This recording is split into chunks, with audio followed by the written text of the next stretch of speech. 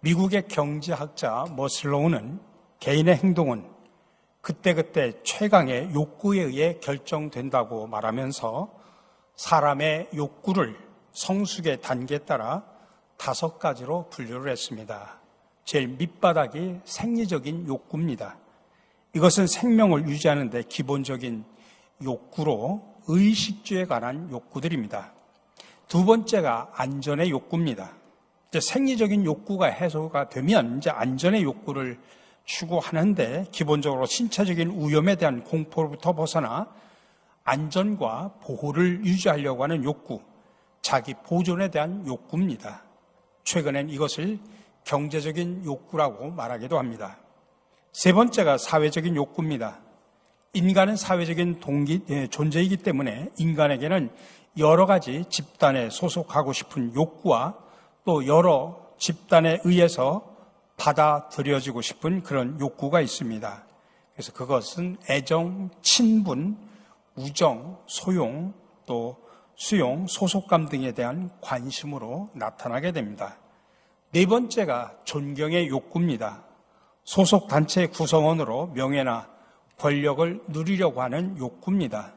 내부적인 존경 요인으로는 자아 존중감과 자율, 성취 등이 있고 외부적인 존경 요인은 지위나 신분, 인정, 관심의 대상이 되는 것입니다.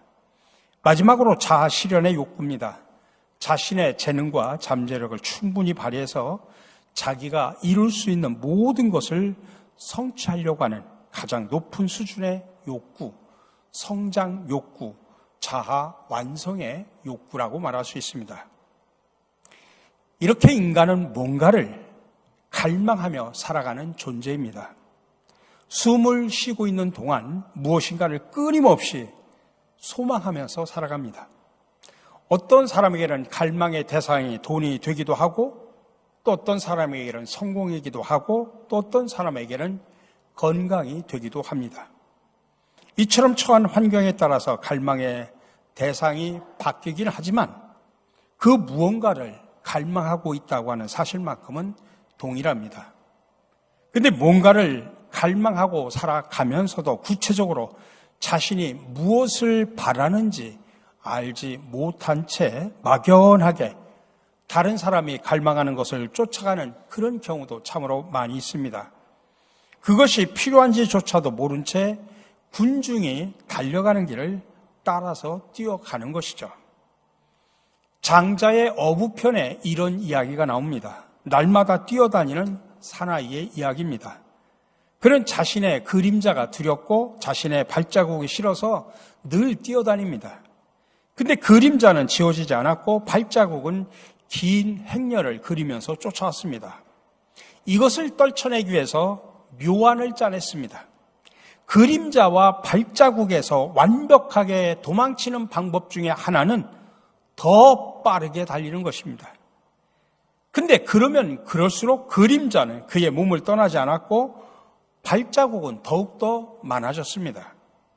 그렇게 평생을 도망치며 산 그는 자기 뜻을 이루지 못하고 죽고 말았다는 이야기입니다. 헛된 다름질로 인생을 허비한 사나이. 그를 어리석다고 욕할 자가 누구입니까? 아니, 그런 사람이 바로 우리들의 모습은 아닌지요. 무엇을 갈망하면서 살아야 하는지를 알지 못하게 자신이 갈망하고 있다고 믿었던 것들을 막상 손에 쥐고도 기쁨보다는 허무함과 불안감이 엄습해 올 때가 참으로 많이 있습니다. 청소년기에는 좋은 대학을 가는 것이 삶의 목표가 되어서 달려갔지만 막상 원하는 대학에 들어가고 나면 닥쳐올 미래 일들로 인해서 불안해합니다. 자신이 원하는 직장에 들어간다고 해도 결코 만족하지 못하고 그 이후로도 계속 삶에 대한 불안감을 감추지 못하고 살아갑니다. 그리고 그 결과로 또 다시 무언가를 또 갈망하면서 살아갑니다. 여러분은 어떻습니까? 내가 갈망하고 소망한 것을 이루었는데도 여전히 무언가에 쫓기는 불안한 마음을 가지고 살아오지는 않으셨습니까? 왜 그럴까요? 왜 소망하던 무언가를 이뤄도 결코 만족해하면서 살아갈 수 없는 것일까요? 그래서 오늘 시인은 우리에게 하나님을 갈망하라고 이야기합니다. 오늘 1절, 2절의 말씀입니다. 하나님이여 사슴이 시냇물을 찾게 갈급한 같이 내 영혼이 주를 찾게 갈급하니이다. 내 영혼이 하나님 곧 살아계신 하나님을 갈망하나니 내가 어느 때 나아가서 하나님의 얼굴을 배울까? 시인은 마치 사슴이 목이 말라서 시냇물을 갈급해하는 것처럼 하나님을 갈망한다라고 이야기합니다. 그러면 시인이 왜 이렇게 하나님을 갈망하고 있을까요? 그 이유가 3절, 4절에 이어서 나옵니다. 사람들이 종일 내게 하는 말이 네 하나님이 어디 있느뇨 하오니 내 눈물이 주야로 내 음식이 되었도다. 내가 전에 성의를 지키는 무리와 동행하여 기쁨과 감사의 소리를 내며 그들을 하나님의 집으로 인도하였더니 이제는 이 일을 기억하고 내 마음이 상하는도다. 시인이 하나님을 갈망하는 이유는 자신이 지금까지 믿고 있었던 주변의 친한 사람들, 심지어 자신과 함께 하나님의 집에서 감사의 노래를 부르고 찬양하고 예배드리고 축제의 함성을 질렀던 그런 사람들이 고통 가운데 있는 자신을 향해서 뭐라고 비우냐면 너의 하나님이 어디 있느냐? 그렇게 비우는다는 이야기입니다. 너의 하나님이 어디 있느냐? 조롱하는 상황과 지금 마주치고 있다는 이야기입니다. 자신을 지지하고 믿어주던 사람들이 돌아서 가지고 오히려 자신을 향해서 공격하는 일이 벌어졌기 때문입니다. 여러분들도 지금까지 살아오면서 이런 경험 해오지 않으셨습니까? 가장 믿었던 사람, 세상에서 가장 친밀했던 사람들로부터 배신당하고 조롱당하는 그런 경험 여러분들 하셨겠죠. 그때 그동안 쌓아왔던 모든 것들이 무너지는 그런 경험을 했을 것입니다. 맞습니다. 오늘 시편 42편의 시인도 바로 그 상황 속에서 절망할 수밖에 없게 되었다라고 이야기합니다. 근데 그것보다 더 중요한 것은 뭐냐면 시인이 자신이 믿었던 주변 사람들에게 그들이 배반해가지고 실망했다. 그것도 중요하지만 그것보다 더 중요한 것은 그로 인해서 나 자신에게, 나 스스로 나에게 실망했다는 이야기입니다. 그래서 5절에서 말합니다. 내 영혼아 네가 어찌하여 낙심하며 어찌하여 내 속에서 불안해하는가. 이것을 히브리 원어로 다시 한번 이렇게 가깝게 오도록 번역을 하면 이렇습니다. 왜 내 영혼아 스스로 소멸하려고 하느냐? 왜 안에서 소용돌이 치느냐? 이렇게 번역을 할 수 있습니다. 시인은 자신을 배반하고 비웃고 조롱하는 사람들에게 실망하는 것으로 끝나는 것이 아니라 그런 사람들을 바라보면서 자신의 나약함과 자신의 무력함에 대해서 절망하고 있는 것입니다. 정말 믿지 못할 그런 사람들을 자기가 신뢰했다고 하는 그런 자괴감, 또 이 상황을 극복하지 못하고 주저앉은 자신의 허망한 모습을 바라보면서 지금 실망하고 있는 것입니다. 이처럼 무언가 전적인 소망을 두고 살아가다가 딱 벽에 부딪혔을 때 그 상대방보다도 자기 자신에게 더 큰 실망을 느끼는 경우가 우리는 참으로 많이 있습니다. 왜냐하면 그 사람을 믿은 것도 나 자신이고 그 일을 추진했던 사람도 바로 나 자신이기 때문에 그렇습니다. 자신에게 절망을 느끼게 되었을 때 그 절망의 늪에서 헤어나는 게 정말 힘듭니다. 자기 자신에게 절망하는 경우에는 그 누구도 나를 도와줄 수 없기 때문입니다. 시인은 이 모든 사람에 대한 실망과 상황에 대한 낙심에서 자신을 구원할 분은 오직 하나님 한 분뿐이라는 사실을 깨닫게 됩니다. 마치 누가복음 15장의 탕자의 비유에 나오는 이 탕자가 모든 재산을 탕진하고 돼지우리에서 쥐염 열매조차 먹을 수 없게 될 바로 그 상황에 자기 아버지를 떠올렸던 것과 마찬가지입니다. 그래서 오직 자신을 구원하실 분은 하나님이라는 사실을 뼈저리게 체험적으로 느끼며 고백하는 것입니다.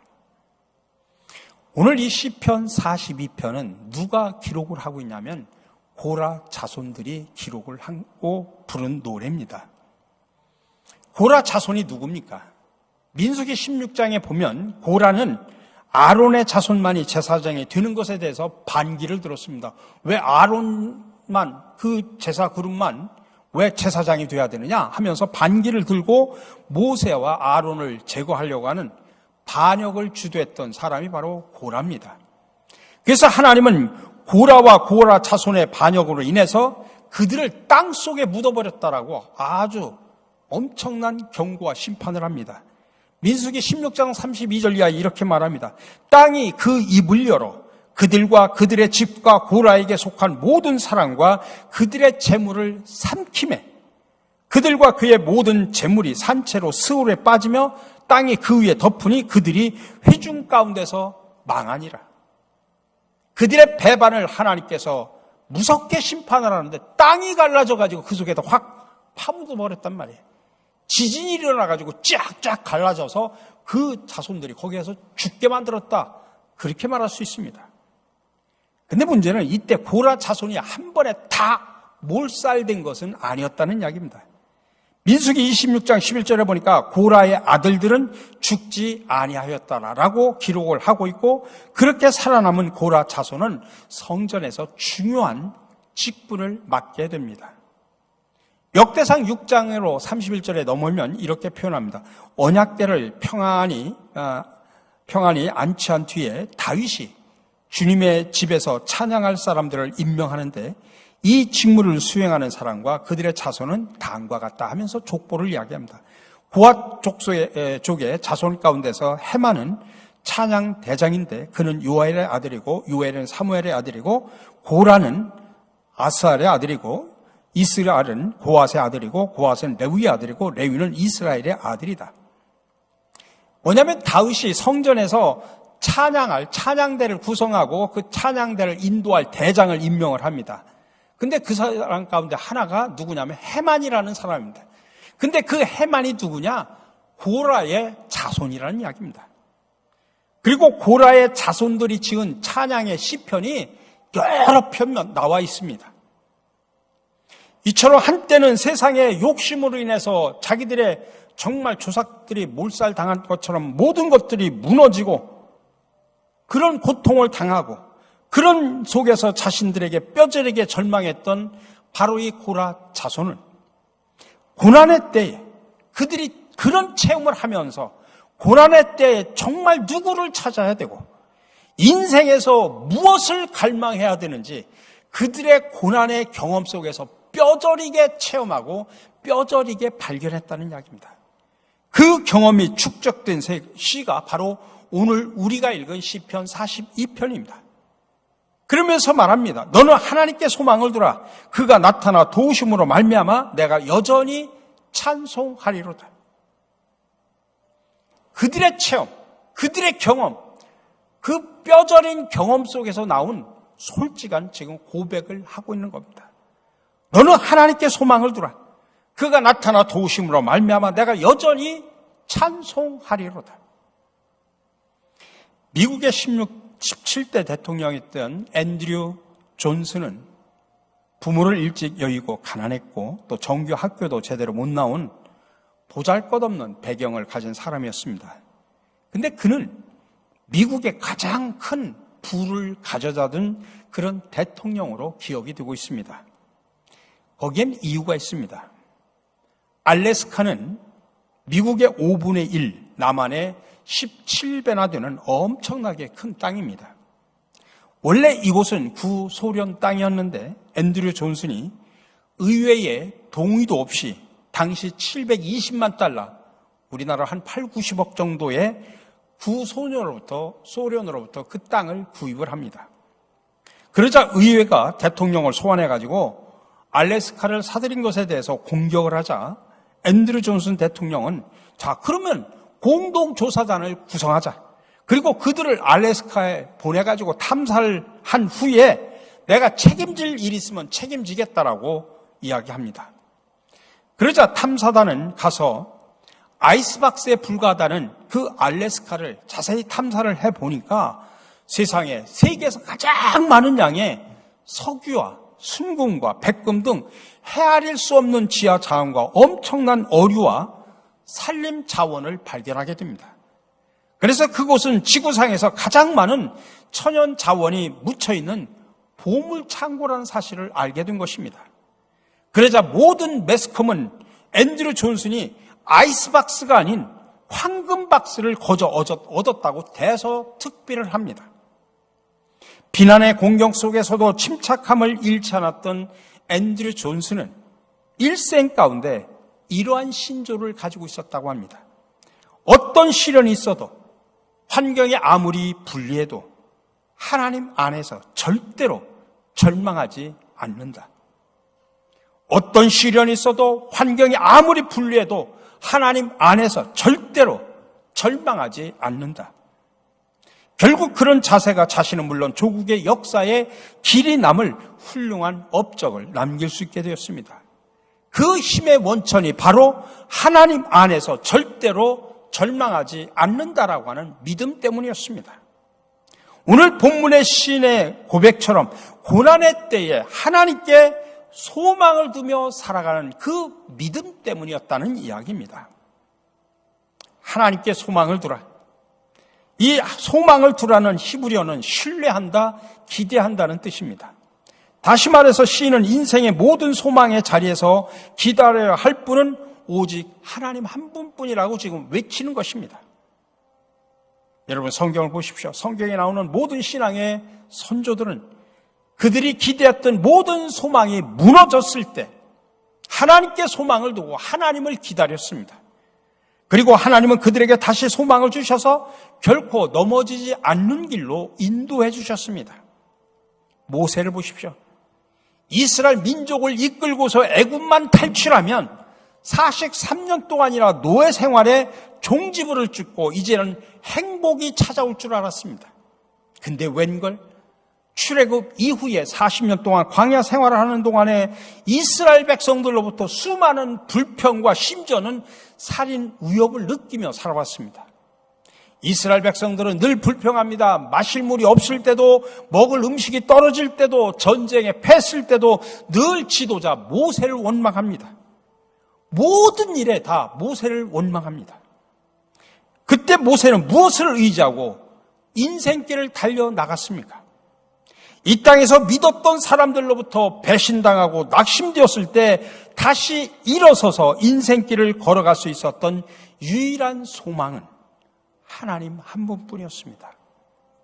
모세가 삶의 모든 초점을 하나님께 두고 살았기 때문에 그는 지치지 않고 무너지지 않고 다시 일어서 걸어갈 수가 있었던 것입니다.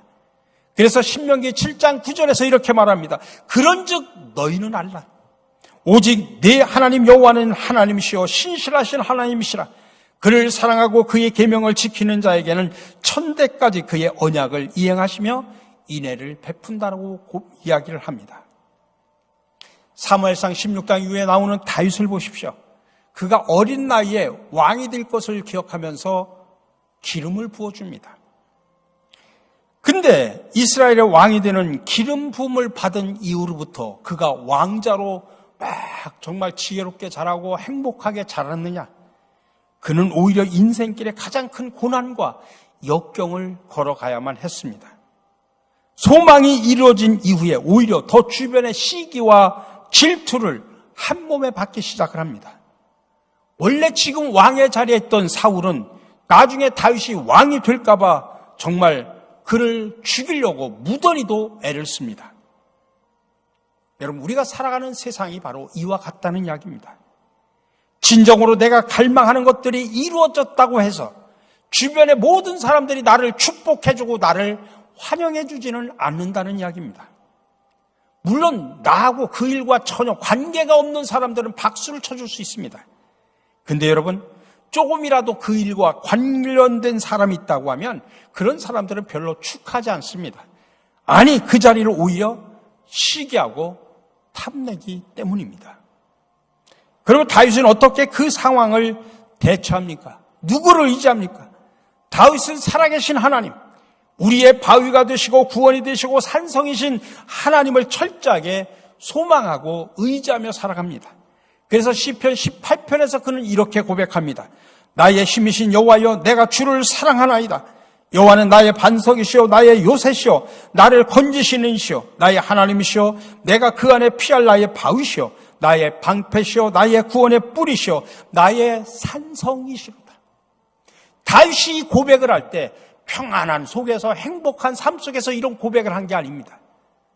고난의 길을 걸어가면서 또 주변에 많은 사람들이 죽이려 하고 어려운 고통의 순간에 그는 이 시를 고백하며 이 찬양을 부르며 그 어려움을 극복했다는 이야기입니다. 여러분, 우리는 모두가 다 갈망하고 바라는 것들이 있죠. 수험생들은 합격을 갈망하고, 직장이 없는 사람들은 직장을 갈망하고, 결혼을 원하는 사람들은 배우자를 갈망하고, 내 집을 마련하기 원하는 사람들은 돈을 갈망할 것입니다. 그 가운데 우리가 반드시 기억해야 할 사실은 갈망하는 그 모든 것이 이루어졌다고 할지라도 불안과 초조, 배신과 낙심은 있게 된다는 사실을 아셔야 됩니다. 세상의 어떤 것도 우리를 완전히 만족하게 하거나 평안하게 할 수 없기 때문입니다. 그렇기 때문에 오늘 시인은 내 영혼아 네가 어찌하여 낙심하며 어찌하여 내 속에서 불안해하는가. 너는 하나님께 소망을 두라. 너는 하나님께 소망을 두라. 나는 그가 나타나 도우심으로 말미암아 내 하나님을 여전히 찬송한다라고 그렇게 고백을 하는 것입니다. 그리고 성경은 늘 말합니다. 하나님께 소망을 두는 자에게 이런 약속을 합니다. 올해의 우리 교회의 표적. 이사야 40장 31절입니다. 오직 여호와를 앙망하는 자는 새 힘을 얻으리니 독수리가 날개치며 올라감 같을 것이요 다른 박질하여도 곤비하지 아니하겠고 걸어가도 피곤하지 아니하리라. 여러분, 우리 인생에서 기대했던 소망이 무너졌을 때 오늘 시편 42편의 시인의 말을 꼭 기억하시기 바랍니다. 그것은 결코 인생의 마지막이 아니고 우리의 진정한 소망을 어디에 두어야 하는지를 알려주는 기회가 된다는 사실을 아셔야 됩니다. 그러므로 인생의 소망을 세상의 그 어떤 곳에 여러분 두지 마시기 바랍니다. 오직 하나님께 여러분들 마지막 소망을 두시기 바랍니다. 그러면 하나님은 결코 여러분을 배신하거나 낙심하게 하지 않습니다. 아니, 그 모든 절망의 뿌리를 뽑아주시고 새로운 은혜와 사랑으로 새 힘을 주시면서 채워주심을 믿으시기 바랍니다.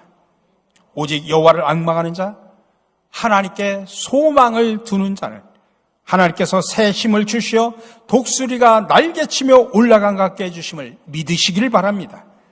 그러므로 일평생 동안 하나님께 소망을 두십시오. 야훼 하나님을 갈망하십시오. 거기에 진정한 소망이 있다는 사실을 기억하시기 바랍니다. 우리 찬송가 488장의 가사를 보면 그 마음을 담아서 찬송가 가사가 쓰여져 있습니다. 이 몸의 소망 무엇인가? 우리 주 예수뿐일세. 우리 주 예수밖에는 믿으리 아주 없도다. 세상에 믿던 모든 것 끊어질 그날 되어도 구주의 언약 믿사와 내 소망 더욱 크리라.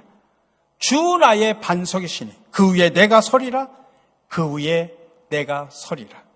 이 찬송가의 가사가 저와 여러분들의 신앙의 고백이 되기를 주님의 이름으로 간절히 축원합니다.